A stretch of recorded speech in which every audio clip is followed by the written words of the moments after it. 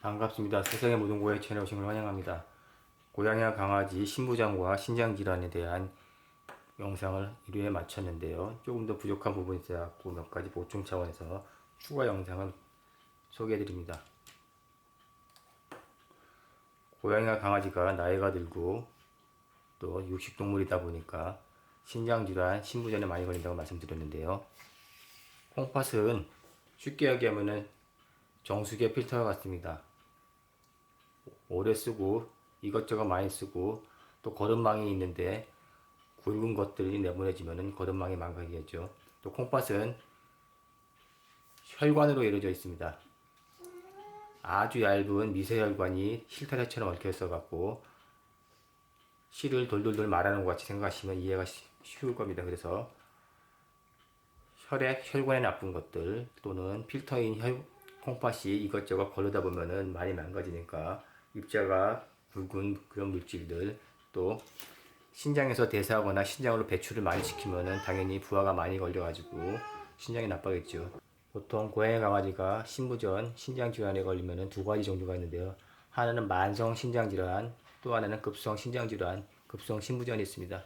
만성은 나이가 들면서 점점 신장이 약해지고 나빠지게 되는 거고요.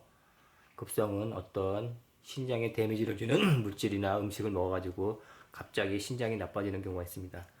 보통 급성 신부전 같은 경우는 고양이 같은 경우는 포도 같은 것들, 백합 릴리, 뭐 카네이션 같은 그러니까 고양이가 꽃이라든지 식물 굉장히 조심해야 됩니다. 데미지를 주기 때문에 백합이나 카네이션 같은 것들 냄새라든지 잘못 맡거나 포도나 건포도 같은 것들 먹게 되면은 급성 신부전이 와서 생명이 굉장히 위태롭게 되고요.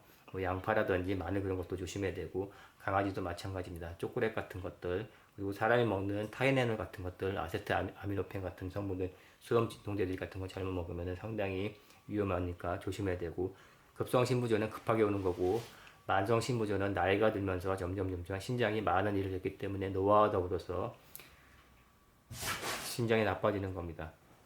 고양이 같으면 7, 8살부터 점점 나빠지고 10살 넘어지면은 뭐 두세 마리 중 한두 마리는 신장이 아주 나빠지기 시작하니까 우리 고양이만 그런 게 아니라 대부분의 모든 고양이 그래서 고양이 키우시면서 두세 마리 또 서너 마리 있는 고양이 키우시는 분들은 10살 넘어가면서부터는 상당히 조심해야 됩니다.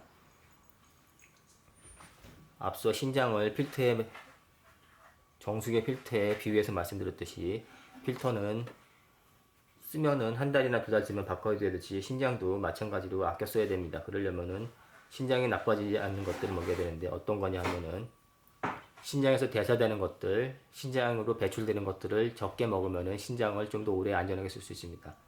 신장에서 대사되고 신장으로 배출되는 약 중에서 가장 신장에 나쁜 약이 소염 진통제입니다.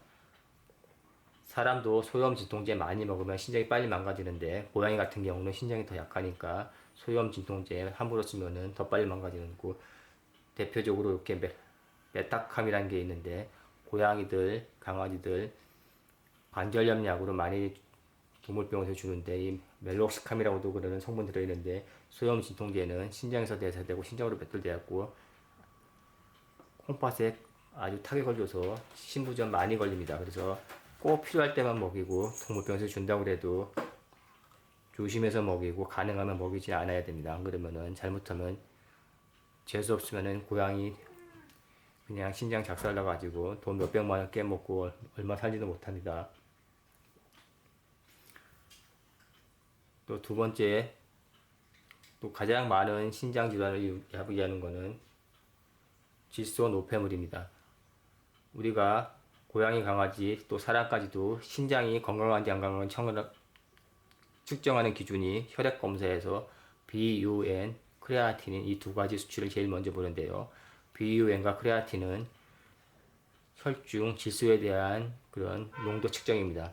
신장 기능이 정상적인 사람이나 고양이는 질소 노폐물이 잘 배출돼 갖고 혈중 질소 노폐물이 적정선 이하가 됩니다.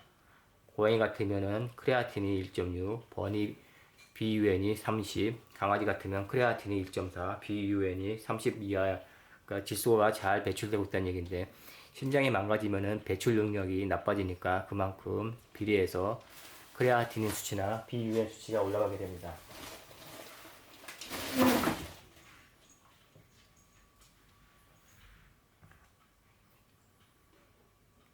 이 BUN 크레아틴은 어디에 있는 거냐면은 단백질에 들어있습니다. 단백질이 아미노산으로 된 구조물이고요. 탄수화물이나 지방처럼 같이 먹고 대변으로 배출되면 좋은데, 단백질 중에 질소화합물은 아쉽게도 대변으로 배출되는 게 아니라 소변으로 배출됩니다. 소변으로 배출되는 것은 콩팥을 통해서 배출되기 때문에 콩팥에 데미지가 줍니다. 그래서 약물이라든지 콩팥을 통해서 배출되는 것들은 많이 먹으면 많이 되는 만큼 콩팥에 부하가 걸리기 때문에 좋지가 않다는 그런 얘기고요. 그래서 고단백을 장기간 오래 먹이면은 신장 질환에 데미지가 온다, 그렇게 말씀드릴 수 있으니까 조심해야 되고, 특히 신장 질환이나 신분이 왔다 그러면은 이미 7살, 8살 나이 많은 고양이나 강아지가 오는 거지, 젊은 고양이는 상대적으로 비율이 적습니다. 10중 8구 나이가 많은 고양이나 강아지이기 때문에 이미 노화로다가도 여러 가지 문제로 신장이 나빠졌는데, 이럴 때 고단백질 그냥 먹이시면 안 되고 7살, 8살 때부터는 시니어 사료를 꼭 먹으셔야 됩니다. 1살까지는 고단백을 먹어서 영양을 충분히 주고 7, 8살까지는 적절한 단백질을 먹이고 7, 8살 이후부터는 시니어 사료를 먹여갖고 조심해야 됩니다. 그리고 세 번째로는 인이나 칼륨, 칼슘 같은 무기질들, 아연 그런 것들 무기질들이 꼭 적정량을 먹어야지 너무 많이 먹으면 신장을 통해서 걸러지기 때문에 역시 신장에 무리가 줄 수 있습니다. 신장이 필터라고 말씀드렸는데요. 필터에 숭숭숭 입자 큰 것들이 지나가면은 필터가 망가지겠죠. 그게 1년, 2년, 3년, 4년 이렇게 걸리다 보면 망가지니까 꼭 적정량을 먹이셔야 되고요.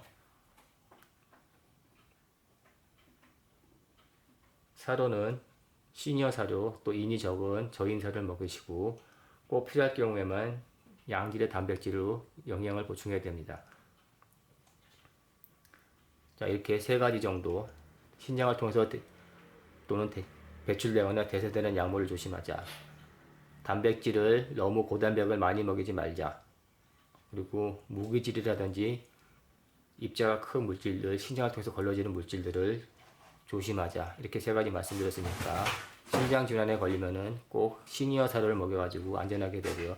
그러면은 왜 시니어 사료를 먹이냐? KD나 신장 처방 레날 사료를 먹이라는 얘기를 안 한 이유는, 고양이 강아지 레날 사료나 키드니 사료를 한번 만져보시면은 기름이 굉장히 많습니다. 손으로 만져만 봐도 기름이 많은 걸 느낄 수 있는데요. 그렇다면은 레날 사료나 신장 질환 사료를 먹이다 보면은 오히려 기름이 성분이 많아갖고 이번에는 췌장염이 같이 옵니다. 장기간 레날 사료나 키드니 사료를 먹인 고양이 강아지들이 췌장염이 같이 오는 경우가 아주 많습니다. 신장 질환의 합병증이 췌장염인데 거기에다가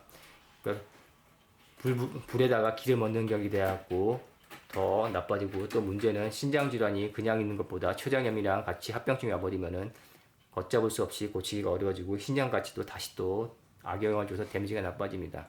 췌장염이 와도 신장 질환이 오는데, 신장 질환이 와도 같이 췌장염이 합병증으로 올 수가 있는데다가 사료까지 췌장염이 오는 사료를 먹이면은 더욱더 곤란해지니까, 만일 키드니 사료를 먹인다 그러면은 췌장에 좋은 소화제, 우루사정, 아연 같은 거를 좀 먹여서 보완해 주시던지, 아니면은 지방 성분이 적은 시니어 사료로다가 먹이는 게 좀 더 안전합니다. 특히 초반기 신장질환 초기에는 남아있는 수명이 오래 있으니까 가능하면 시니어 사료로다가 지방을 제한해 주시고요. 만일 말기라든지 그러면 어쩔 수 없으니까 짧게 갈 수 있는 경우에는 그냥 레날 사료로다 먹이시는 게 괜찮습니다. 자, 사료에 대해서도 이렇게 말씀드렸고요. 다음번에는 고양이 강아지 신장 질환 치료를 어떻게 하는가에 한번 다시 또 알아보도록 하겠습니다. 자, 이상으로 영상을 마치겠습니다. 감사합니다.